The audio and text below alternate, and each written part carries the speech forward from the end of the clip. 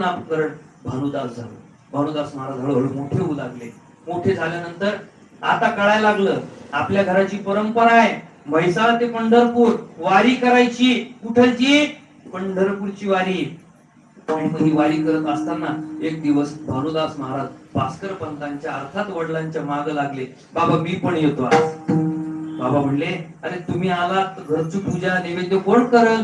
नाही म्हणले बाबा ते काही तुम्ही सोय करा, पांडुरंग परमात्मा बघून घेईल, तुम्ही काही काळजी करू नका, मला तुमच्या सोबत वारीला यायचं.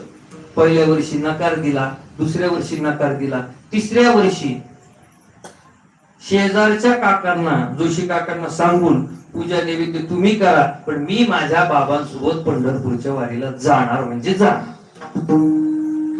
दर मुक्काम करत करत 135 किलोमीटर जास्त अंतर नाही. त्या काळात सगळं चालत काही साधनं नव्हते वगैरे. पायी वारी त्या म्हैसाळ ते पंढरपूर त्या ठिकाणी निघाली. भानुदास महाराजांनी सगळ्या मंदिराचं दर्शन आपल्या वडिलांसमोर घेतलं.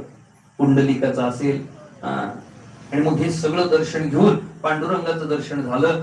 परतीची वारी सुरू झाली. परत आले आणि सांगितलं आता भास्कर पंतांनी जिम्मेदारी दिली, मी थकलोय, माझे गुडघे दुखू लागलेत, इथून पुढची वारी पंढरपूरची वारी आहे माझे घरी, पंढरीची वारी आहे माझे घरी, आहे की नाही?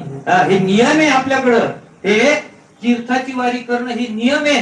आणि मग हे नियम आपल्याला पुढे करायचे असतील तर आता मी थकलोय, इथून पुढची वारी मी घरचं सांभाळतो, इथून पुढची वारी तू कर.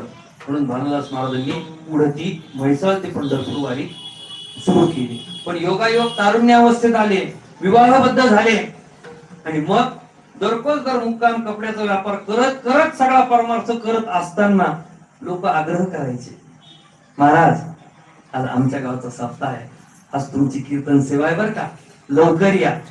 त्यावेळेस असं नाही 9:30 निघालं की 11 बीड. अहो कितीतरी मैल चालत जावं लागायचं. कुणी भेटलं, एखादा घोडा मिळाला, एखादा बैलगाडीवाला मिळाला तर त्याच्यात उभं बसायचं आणि यायचं. आणि मग भानुदास महाराजांनी कीर्तन करावे.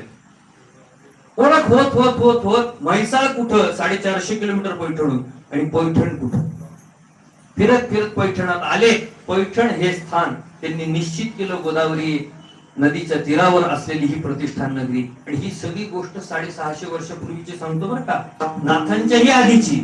आणि मग भानुदास महाराजांनी प्रतिष्ठान नगरी हे स्थान निश्चित केलं. इथून पुढचं सगळं काय असेल हे पिंपळवनातच मी करणार. पूर्वी आमचं म्हणजे गावातलं नाथ मंदिर जिथं आहे तिथे सगळं पिंपळवन होतं, तर मी पिंपळवनातच मी स्थायिक होणार असं त्यांनी खुणगाड बांधली. आणि मग तिथून पंढरपूरची वारी सुरू झाली. विठ्ठल विठ्ठल.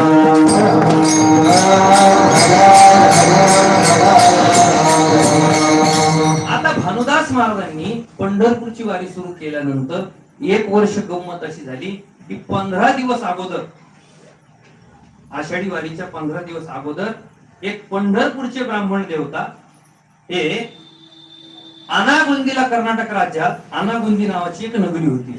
त्या गावामध्ये त्या क्षेत्राला एक सुंदर असं नव या संख्येमध्ये देवीचं, जगतजननी जगदंबा मातेचं मंदिर होतं. त्या मंदिराचं दर्शन घ्यावं म्हणून त्या ठिकाणी ती ब्राह्मण देवता तिथे गेली. गेल्यानंतर तिथं पाहिलं काय ते भव्य दिव्य मंदिर, काय ते हेमाडपंथी, काय तो आकार, काय त्या देवीला चढवलेले अलंकार, काय ती पूजा, सगळं पाहून त्यांचं मन प्रसन्न झालं. ते श्लोक म्हणाले. ते श्लोक म्हणून दर्शन घेऊन पुजाऱ्याला विचारू लागले, म्हणले का हो हे मंदिर कोणाचं आहे?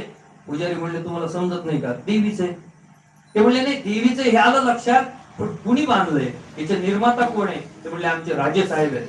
बर कुठे आहेत ते? त्यांना मला भेटायचंय.